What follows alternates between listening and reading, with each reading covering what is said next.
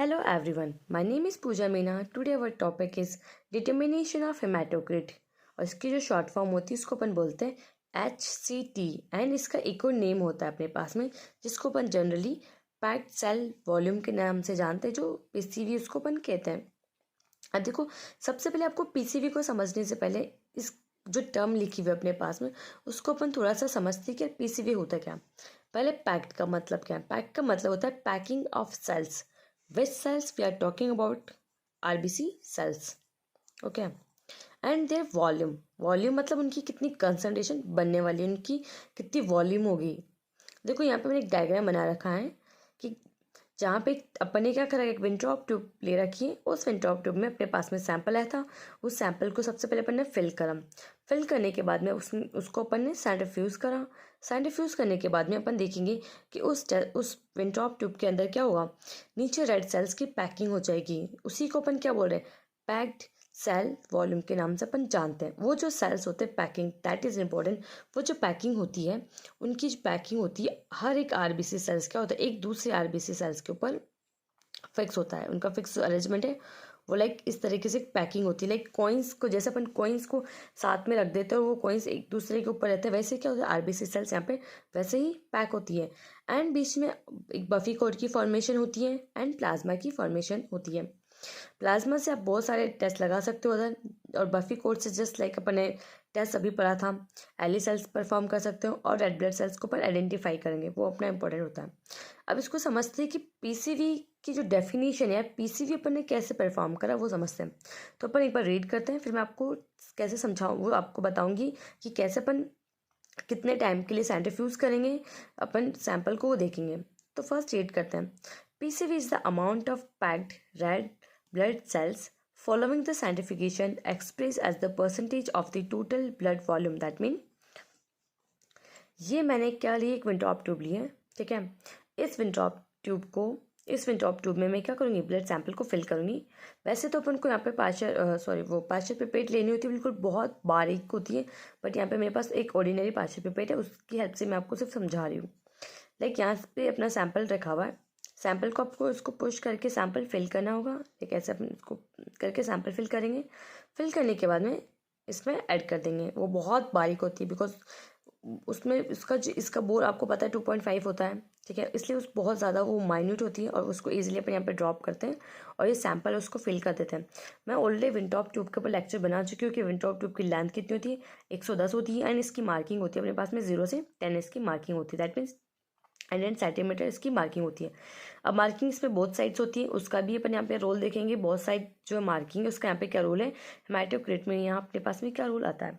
अब आप sample fill करोगे, यहाँ पे 100, यहाँ पे जो अपने पास में 10 मार्किंग है वहाँ तक अपन क्या करेंगे, सैंपल को फिल कर देंगे। आप नज़र आ रहा होगा, अपन यहाँ पे सैंपल को फिल कर देंगे। सैंपल को फिल करने के बाद में क्या करा जाएगा, इस सैंपल को सेंट्रीफ्यूज मशीन के अंदर रखेंगे। अब रखने के लिए क्या होता है कि सेंट्रीफ्यूज मशीन, आप सबको पता है कि राउंड सेंट्रीफ्यूज मशीन होती है, जिसमें क्या होता है कॉलम्स बने होते हैं जहाँ पे सेल्स को टेस्ट ट्यूब को रखा जाता है। यहाँ पे एक टेस्ट ट्यूब को रख दिया, मतलब अपने विंट्रॉप ट्यूब को रख दिया, और दूसरी तरफ क्या करेंगे अपन, एक दूसरी टेस्ट ट्यूब को रखेंगे ताकि बैलेंस हो जाए। वो बैलेंसिंग से क्या होगा कि सैंपल जो है वो इधर उधर नहीं होगा, फिक्स हो जाएगा, क्योंकि दोनों तरफ से बैलेंसिंग हुई तो सेंट्रीफ्यूज करेंगे तो वहाँ पे कोई इशू नहीं होगा। सेंट्रीफ्यूज करेंगे अपन इसको। सेंट्रीफ्यूज करने के बाद में कुछ टाइम के बाद में जो मैंने यहाँ पे डायग्राम आपको बता रखा है, मेंशन कर रखा है, सेम क्या होगा, यहाँ पे तो नीचे की साइड तो रेड ब्लड सेल्स सेटल हो जाएंगे, बीच में बफी कोट बन जाएगी और लास्ट में ऊपर की तरफ प्लाज्मा की फॉर्मेशन हो जाएगी। ये तो जनरल प्रिंसिपल की बात कर ली कि प्रोसीजर भी साथ में मैंने समझा दिया। प्रोसीजर को अपन लेटर भी डिस्कस करेंगे, पर एक कॉमन क्राइटेरिया मैंने आपको बताया कि पीसीवी अपन कैसे करते हैं। अब सबसे इंपॉर्टेंट क्वेश्चन अपने पास में आता है कि पीसीवी करने की नीड क्या थी अपन को। तो पीसीवी करने की सबसे इंपॉर्टेंट नीड होती है अपने पास में, अपन डिटरमाइन करते हैं, मोस्ट इंपॉर्टेंट होता है अपने पास में एनीमिया। सबसे बेसिक जो होता है इसका पीसीवी परफॉर्म करने का रीज़न होता है वो एनीमिया होता है। देखो एनीमिया में क्या होता है कि हेमाटोक्रिट की जो वैल्यू होती है वो डिक्रीज हो जाती है। वो अपन देखते हैं कि कैसे डिक्रीज होती है। ये भी आपको सिर्फ याद रखना है कि हेमाटोक्रिट के जो वैल्यू होती है वो डिक्रीज होती है कौन से केस में, एनीमिया के अंदर, और वो इंक्रीज हो जाती है किस में, पॉलीसाइथीमिया में, डिहाइड्रेशन में, एम्फाइसीमा में, और कंजेनिटल हार्ट डिजीज के अंदर वो क्या हो जाती है, इंक्रीज हो जाती है। अब इसके प्रोसीजर को देख लेते एक बार कि इसका प्रोसीजर क्या होता है एक्चुअल में। देखो, सबसे पहले क्या करना होगा, आपको सैंपल को केयरफुली मिक्स करना होगा, जो कि एंटीकोगुलेट अपने पास में सैंपल आता है ईडीटी वाला, ठीक है। उसको अपन को मिक्स करना होगा, बिकॉज ईडीटी सैंपल इसलिए लेंगे ताकि जो ब्लड है अपना वो का क्या नहीं हो, उसमें कोगुलेशन ना हो, उसकी क्लॉट फॉर्मेशन नहीं हो, क्योंकि अपन को क्लॉट फॉर्मेशन हो जाएगी, जो रेड ब्लड सेल्स अपन डिटेक्ट करना चाहते हैं वो डिटेक्ट नहीं कर पाएंगे। इसलिए अपन को ईडीटी वाला ब्लड सैंपल लेना होगा, उसको मिक्स करना होगा।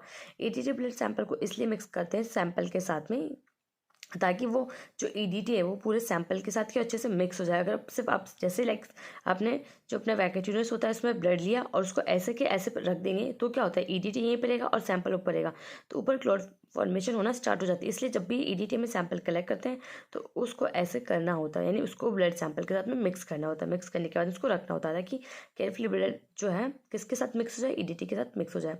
देन सबसे इंपॉर्टेंट यहीं से स्टार्ट होता है।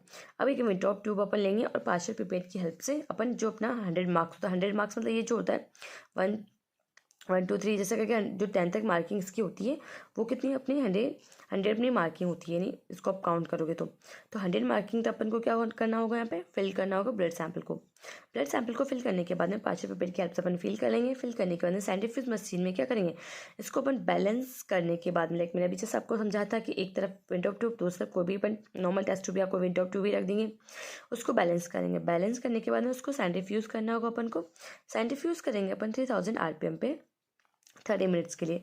30 मिनट्स के बाद में सेंट्रीफ्यूज करने के बाद में अपन उसकी रीडिंग ऑब्जर्व करेंगे, जो मैंने आपको जस्ट अभी समझाई थी कि 3 लेयर्स अपने पास में बन रही थी, लाइक यहाँ पे सेल्स बन रहे थे, बफी कोट थी और ऊपर प्लाज्मा था। अब इसकी क्लिनिकल सिग्निफिकेंस देखते हैं, वो मोस्ट इंपॉर्टेंट है कि क्लिनिकल सिग्निफिकेंस में क्या क्या होगा। अब अपन क्लिनिकल सिग्निफिकेंस को स्टार्ट करने से पहले एक बार इसकी नॉर्मल रेंज को देख लेते हैं कि नॉर्मल रेंज कितनी होती है। देखो, नॉर्मल रेंज की बात करें अपन तो मेल्स में नॉर्मल रेंज जनरल सी बात है ज़्यादा होगी। उसका रीज़न आप यहाँ पे देखेंगे क्यों मेल्स के अंदर पीसीवी की रेंज ज़्यादा होती है। तो ये रेंज होती है अपने पास में 42 से 52% के अंदर होती है, क्योंकि इसका रिजल्ट अपन जो एक्सप्रेस करते हैं वो परसेंट की फॉर्म में रिजल्ट एक्सप्रेस करेंगे। उसका भी रीज़न बताऊंगी कि परसेंट की फॉर्म में रिजल्ट अपन क्यों एक्सप्रेस करते हैं। फीमेल्स में इसकी वैल्यू नॉर्मली कम होती है, 36 से लेके 48% तक इसकी वैल्यू होती है। अब इसके क्लिनिकल सिग्निफिकेंस की बात करें, वो सबसे इंपॉर्टेंट है, क्या क्या क्लिनिकल सिग्निफिकेंस है। फर्स्ट मैंने आपको अभी थोड़ी देर पहले समझाया था, एनीमिया मोस्ट इंपॉर्टेंट होता है, जिसमें क्या होता है आरबीसी कम, यानी आरबीसी की वैल्यू क्या हो जाएगी, लो हो जाएगी। आरबीसी की वैल्यू लो हो जाएगी तो प्लाज्मा की वैल्यू हाई हो जाएगी। इसको अच्छे से समझिए, आरबीसी कम, प्लाज्मा हाई। देखो क्या हुआ, ये एक फर्स्ट केस है जहाँ पे अपन बात करने वाले एनीमिया की।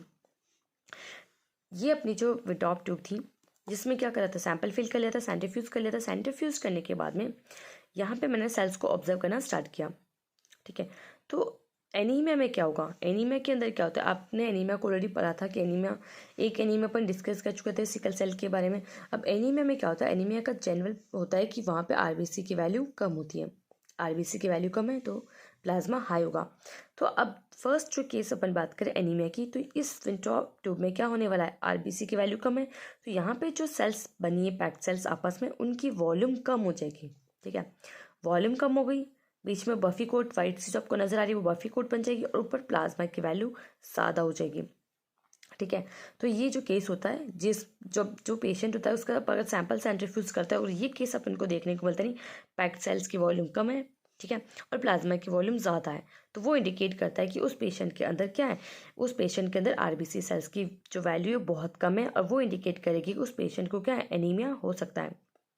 नेक्स्ट अपने पास में होता है क्या, कि जो सेकंड केस है पॉलीसाइथीमिया, ठीक है। पॉलीसाइथीमिया में क्या होगा, आरबीसी की वैल्यू ज़्यादा होगी और प्लाज्मा की वैल्यू कम होगी। इस वाले केस में क्या होगा, मैंने अभी बोला आरबीसी की वैल्यू ज़्यादा होगी, यानी आरबीसी हाई होगी। तो जो पैक्ड सेल यहाँ पे जब सेंट्रीफ्यूज करेंगे तो पैक्ड सेल की जो वॉल्यूम है वो बहुत ज़्यादा होगी, यानी उनकी जो कंसनट्रेशन बहुत ज़्यादा होगी। फिर बीच में बफी कोट होगी एंड जो प्लाज्मा है उसकी कंसनट्रेशन बहुत कम होगी, बहुत मतलब नॉर्मल बहुत कम कंसनट्रेशन में होगी।